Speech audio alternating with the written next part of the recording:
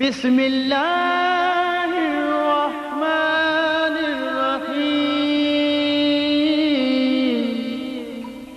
وما ارسلناک الا رحمۃ للعالمین۔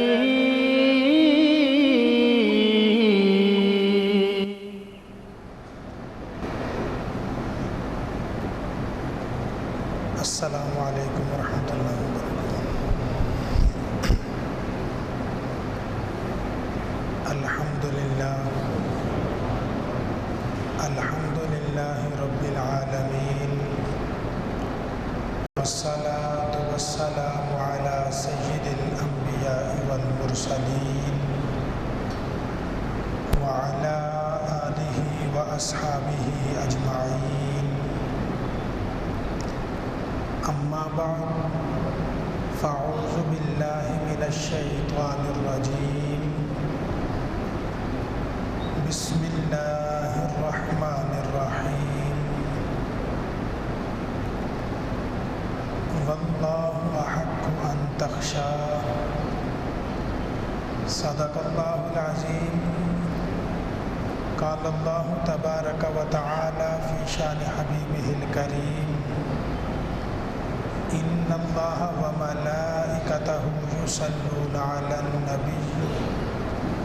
یا ایہا الذین آمنوا صلوا علیہ وسلموا تسلیما۔ محبت سے درود پاک۔ الصلاۃ والسلام علیک یا سیدی یا رسول اللہ۔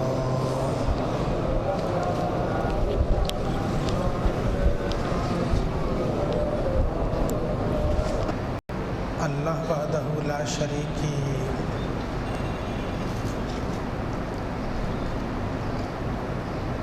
رحمتوں اور برکتوں سے لبریز ماہ مبارک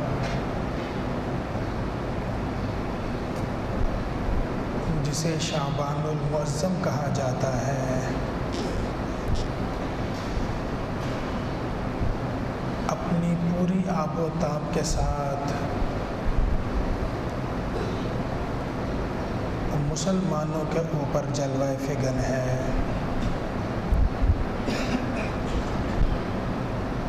یہ وہ برکت والا مہینہ ہے کہ نبی کریم علیہ الصلاۃ والسلام نے اس مہینے کو اپنا مہینہ قرار دیا ہے۔ فرمایا شعبان شہری و رمضان شہر اللہ، شعبان یہ میرا مہینہ ہے اور رمضان روزے کا مہینہ یہ اللہ کا مہینہ ہے۔ ایمان والا بندہ مومن اس برکت والے ماہ کی قدر کرتے ہوئے اس کی رحمتوں اور برکتوں سے لبریز گھڑیوں کو اپنے دامن میں سمیٹتا ہے۔ اللہ رب العالمین اس بابرکت مہینے میں کی جانے والی عبادت و بندگی کو ایمان والے کے لیے دنیا میں بھی نجات کا سبب بنا دیتا ہے اور اگلے جہاں بھی نجات کا سبب بنا دیا کرتا ہے۔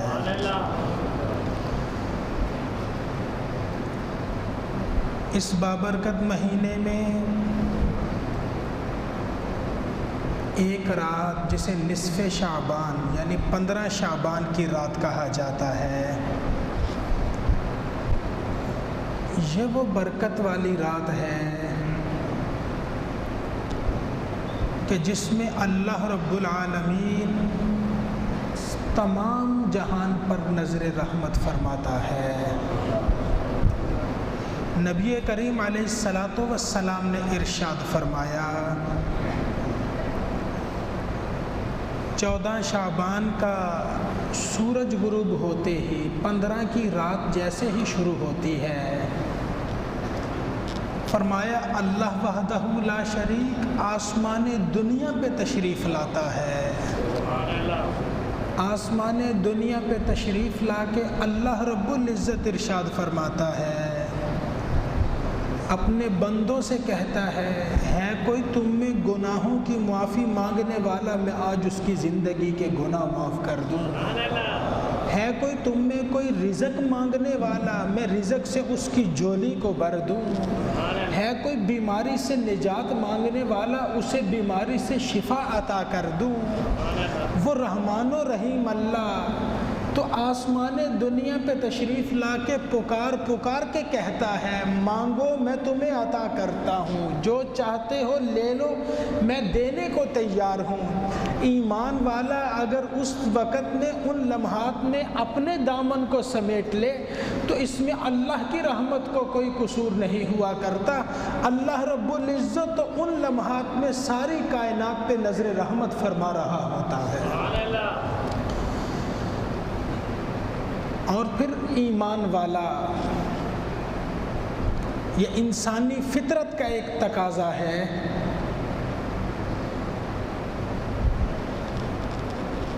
یہ اس کی طبیعت کی ایک ڈیمانڈ کہہ لیجئے، جو اللہ نے فطرت پیدا کی، انسانی نیچر یہ تقاضا کرتی ہے کہ بندہ جس سے خوف کھاتا ہے، کسی سے ڈرتا ہے، جس سے ڈرے گا، بچہ ہے اپنے باپ سے ڈرتا ہے اگر تو باپ سے دور ہوتا چلا جاتا ہے، شاگرد اگر استاد سے ڈرتا ہے تو وہ استاد کے زیادہ قریب نہیں جاتا، استاد کے پاس نہیں جاتا،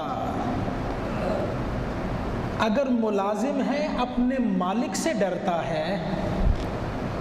مالک جو بات کہے گا وہ کرنا تو اس کی ڈیوٹی، لیکن وہ مالک کے زیادہ پھر قریب نہیں ہوتا،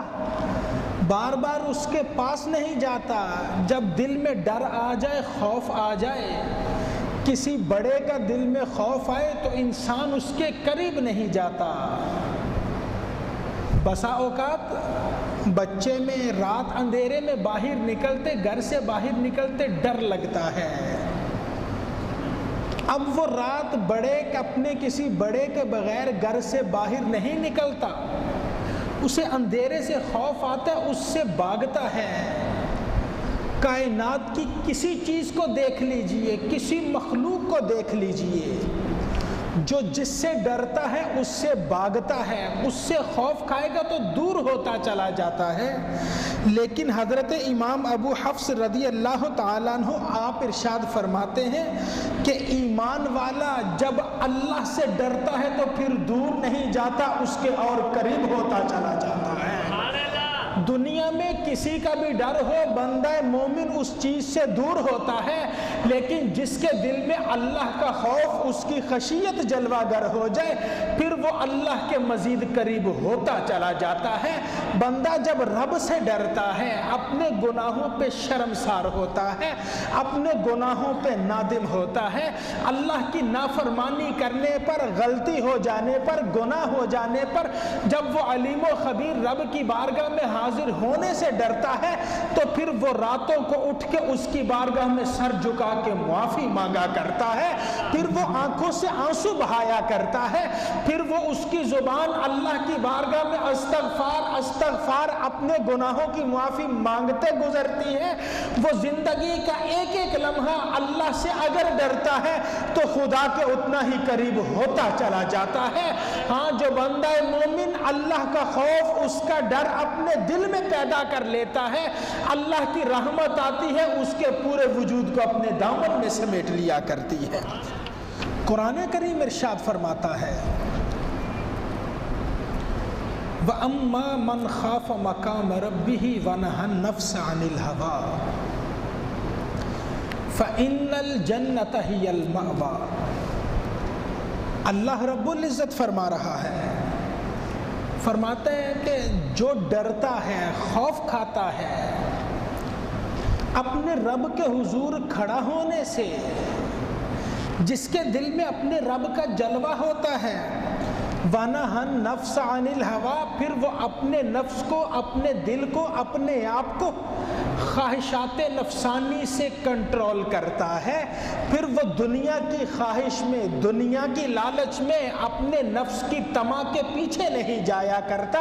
پھر وہ کسی گناہ کے کام میں نہیں جاتا ہے، جو اللہ کی بارگاہ میں کھڑا ہونے سے ڈرتا ہے، جو علیم و خبیر رب کی بارگاہ میں حاضر ہونے سے ڈرتا ہے، پھر وہ اپنے آپ کو نافرمانی سے، اللہ کی معصیت سے،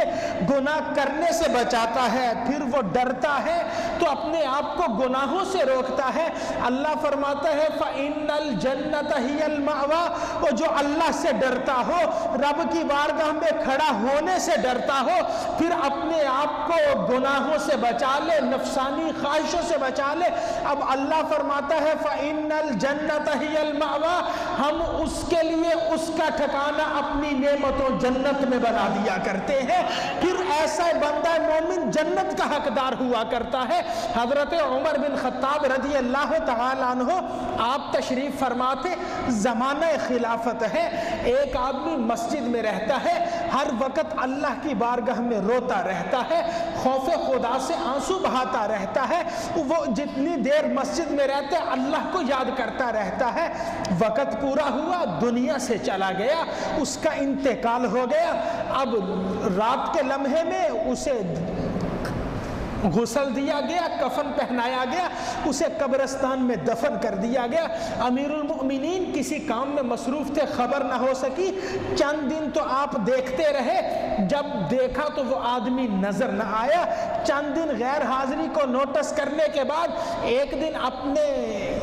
قریبی دوستوں سے پوچھتے ہیں، کہنے لگے ایک نوجوان مسجد میں رہا کرتا تھا، وہ یہاں بیٹھ کے اللہ اللہ کیا کرتا تھا، اللہ کی بارگاہ میں آنسو بہایا کرتا تھا، وہ چند دنوں سے نظر نہیں آ رہا، کدھر گیا؟ لوگوں نے بتایا امیر المؤمنین اس کا انتقال ہو گیا، ہم نے اسے جنازہ پڑھا کے دفن کر دیا۔ آپ نے جیسے ہی سنا فرمایا مجھے اس کی قبر پہ لے چلو۔ امیر المؤمنین حضرت عمر بن خطاب اس کی قبر پہ جاتے ہیں، قبر کے پاس جا کے دعا مانگتے ہیں، پھر قبر کے قریب کھڑے ہو کے آپ قرآن کی 2-3 آیتیں تلاوت کرتے ہیں، قرآن کی آیتیں تلاوت کر کے کہتے ہیں کہ اللہ ارشاد فرماتا ہے وَلِمَنْ خَافَ مَقَامَ رَبِّهِ جَنَّتَانِ، اور جو اللہ کی بارگاہ میں کھڑا ہونے سے ڈرتا ہے اللہ اسے 2 جنتیں عطا فرماتا ہے۔ ارے نوجوان بتا تو صحیح، قرآن کی یہ بات سچ بھی ہے کہ نہیں؟ قبر کے اندر سے آواز آتی ہے امیر المومنین اللہ کا وعدہ سچا ہے، اللہ نے مجھے قبر میں 2 جنتیں عطا فرما رکھی۔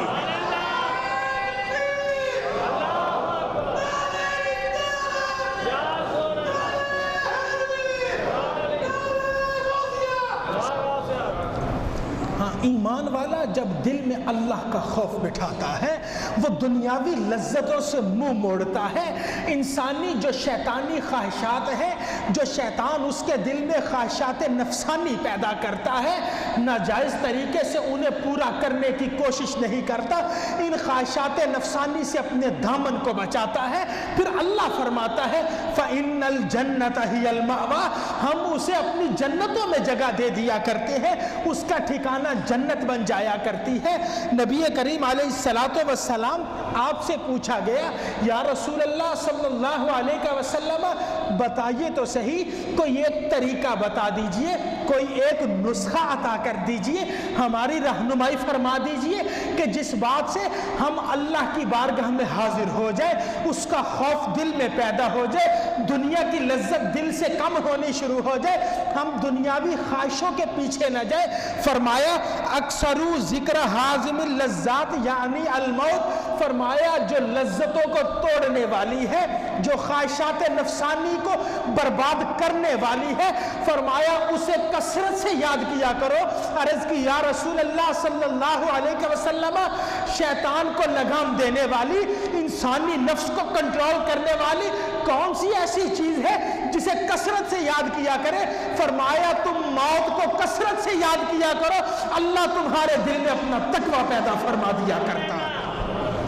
ایمان والا تو اس گھڑی کو ہر لمحے یاد رکھتا ہے کہ اس نے علیم و خبیر اللہ کے پاس جانا ہے، رب کی بارگاہ میں حاضری دینی ہے، علیم و خبیر اللہ کے پاس جا کر اپنے اعمال کا حساب دینا ہے۔ وہ اللہ رب العالمین فرماتا ہے ایمان والا اس کی بارگاہ میں آتا ہے، وہ اللہ فرماتا ہے اس سے پوچھا جائے گا تمہیں میں نے جسم دیا تھا کہاں خرچ کیا ہے، تمہیں میں نے مال دیا تھا کہاں خرچ کیا ہے، تمہیں میں نے علم دیا تھا کہاں خرچ کیا ہے، صحت دی تھی کہاں خرچ کی۔ اور انسانوں سے تو اللہ اپنی نعمتوں کے بارے میں پوچھا جائے گا ہمیں کس چیز نے دھوکے میں مبتلا کر دیا ہے، کون سی چیز ہے جو اللہ کی یاد سے ہمیں غافل کر دیا کرتی ہے، کون سی چیز ہے جو اللہ کی بارگاہ سے ہمیں منہ موڑنے پہ مجبور کر دیا کرتی ہے۔ ایمان والا تو شیطان کے جال میں نہیں آتا، وہ تو شیطانی حربوں میں نہیں آتا، شیطان کے جالوں کو توڑتے ہوئے اس کی راتیں گزرتی ہے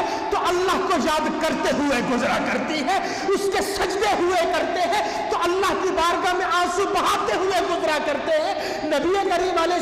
السلام نے ارشاد فرمایا جس بندہ مومن کی آنکھ سے خوف خدا سے ایک آنسو نکل جایا کرتا ہے۔ آج ہم دیکھ لیجئے اپنی زندگی کو دیکھ لیں، کسی کو اللہ زندگی دے، لمبی عمر دے، حضرت نوح علیہ السلام کی زندگی دیکھ لیجئے، پہلی امتوں کے تذکرے پڑھ لیجئے، وہاں پہ لمبی لمبی زندگی 400 سال 500 سال تو لوگ اللہ کو یاد کرتے رہتے، مسلسل عبادت کرتے رہتے۔ اب اس میں نمازیں بھی پڑھی جاتی ہیں، اس میں روزے بھی رکھے جاتے ہیں، اس میں حج اور زکوٰۃ بھی کیا جاتا ہے، اعمال صالحہ بھی کیے جاتے ہیں۔ آج اللہ اس امت کے کسی فرد کو توفیق دیتا ہے، ایمان والا 5 وقت نماز ادا کرتا ہے، روزے رکھتا ہے، حج اور زکوٰۃ ادا کرتا ہے، کسی غریب کی مدد کرتا ہے، مساجد کو تعمیر کرتا ہے، عمرے کے لیے جاتا ہے، جو اس سے نیکی کا کام ہو جائے وہ کرتا ہے، ساری زندگی نیکی کا کام کرتا رہتا ہے۔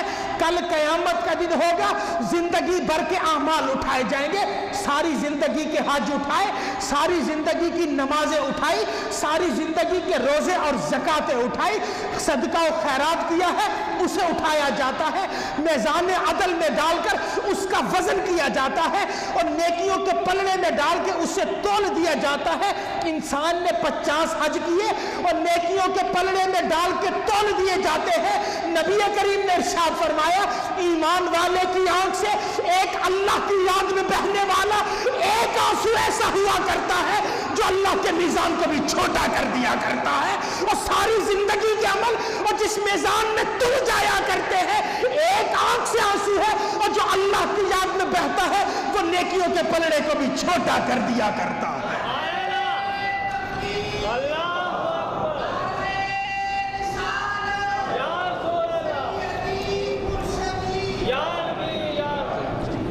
حضرت سیدنا عبداللہ بن شخیر رضی اللہ تعالیٰ عنہ آپ ارشاد فرماتے ہیں، نبی کریم علیہ السلام کا اسوہ حسنہ بتاتے ہیں، فرمایا نبی کریم علیہ السلام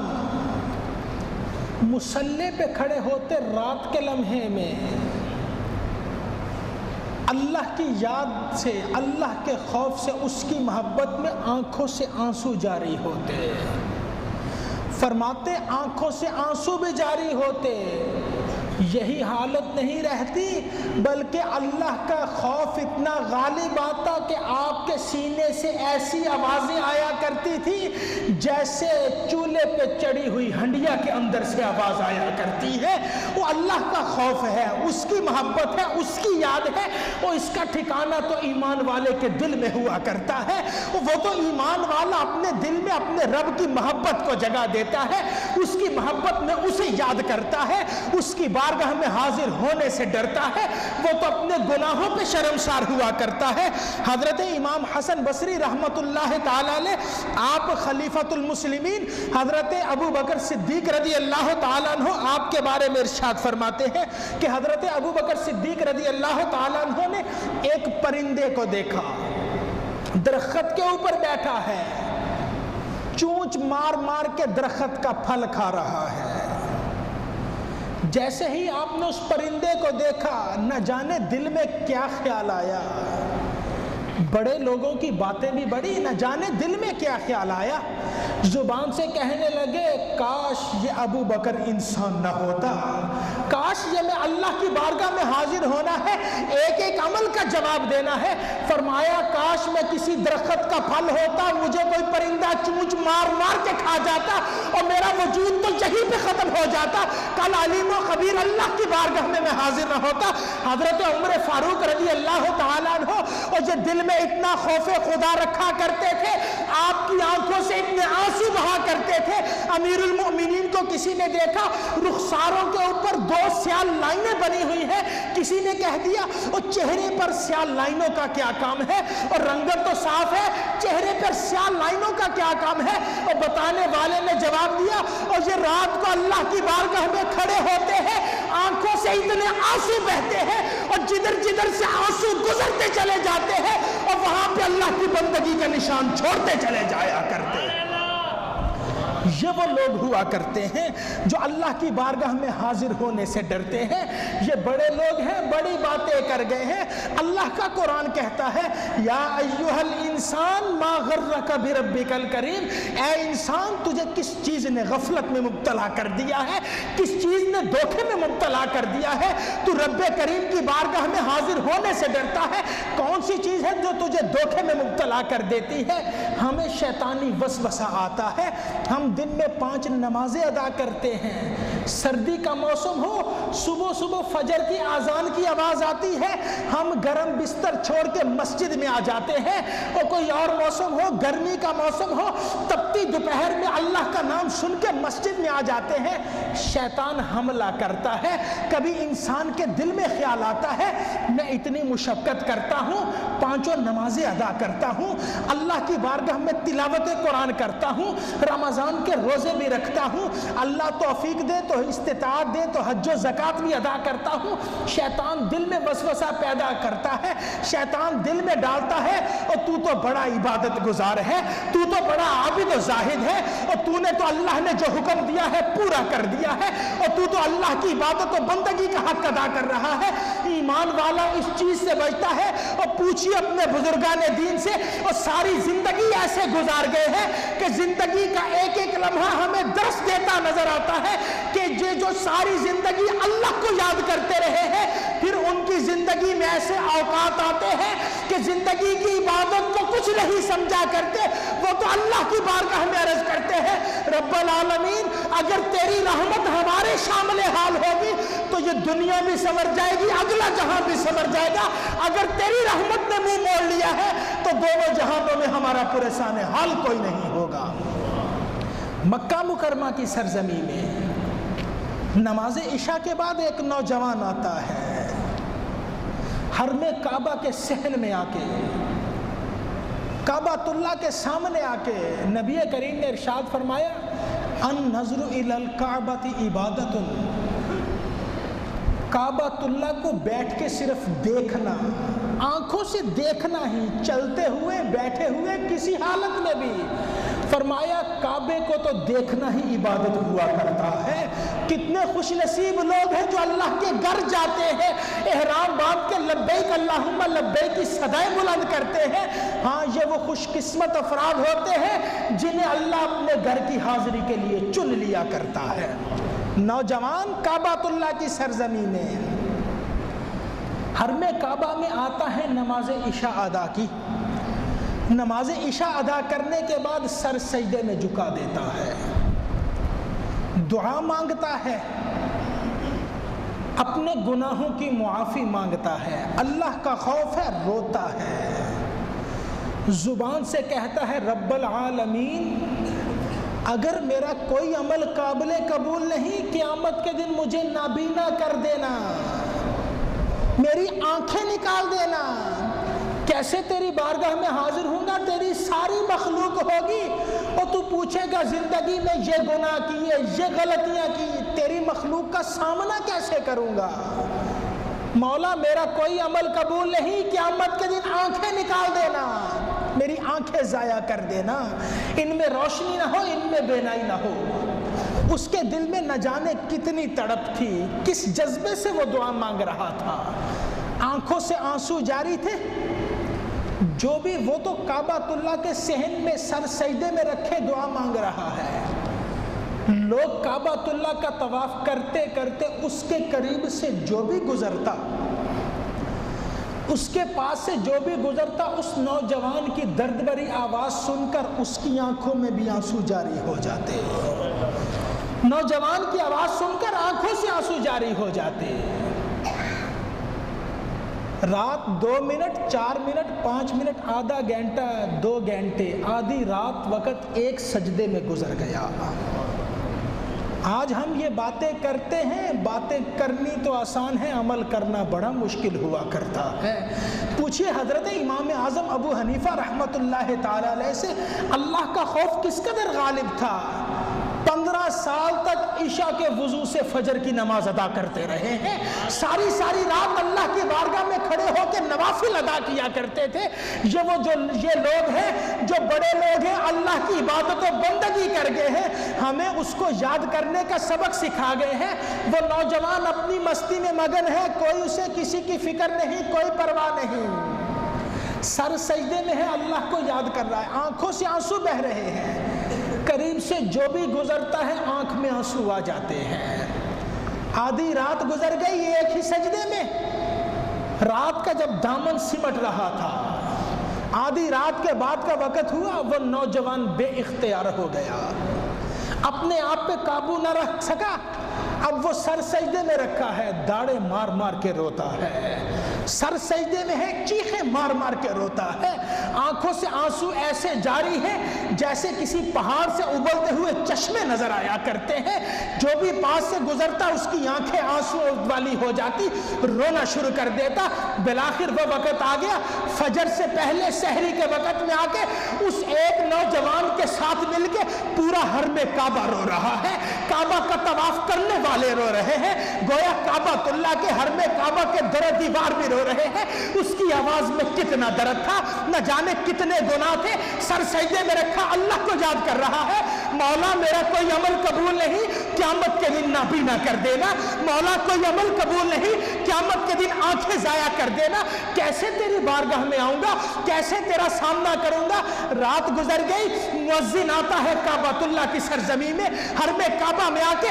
اذان فجر دیتا ہے، فجر کی اذان دیتا ہے. کانوں میں انگلیاں ڈال کے مؤذن کھڑا ہو کے صدا بلند کرتا ہے، اللہ اکبر اللہ اکبر، اللہ کا نام لیتا ہے. لوگ آگے بڑھے. اس ایک نوجوان نے ساری رات اللہ کو یاد کرتے گزار دی ہے، اس کی بارگاہ میں اس کے خوف سے آنسو بہاتے گزار دی ہے.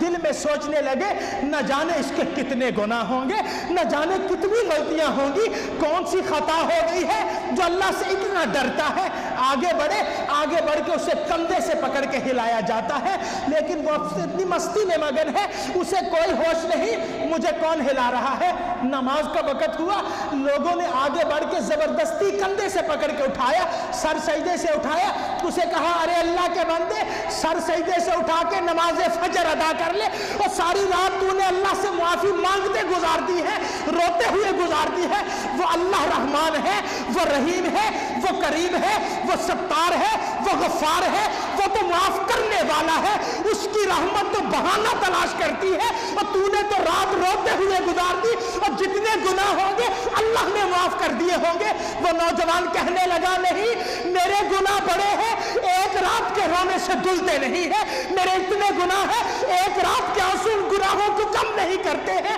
کسی نے کہہ دیا ارے اپنا نام تو بتا دے، زندگی میں جب بھی تیری یاد آئے گی تیرا نام لے کے دعا مانگ دیا کروں گا، اور تیرے گناہوں کی استغفار کر دیا کروں گا. آنکھیں کھول کے روتی ہوئی آواز میں کہنے لگا اور دنیا کا سب سے بڑا مجرم ہوں، اور مجھ سے بڑا گنہگار کہاں ہوگا. فرمایا اور میں بغداد سے آیا ہوں، مجھے عبد القادر جیلانی کہا جاتا ہے.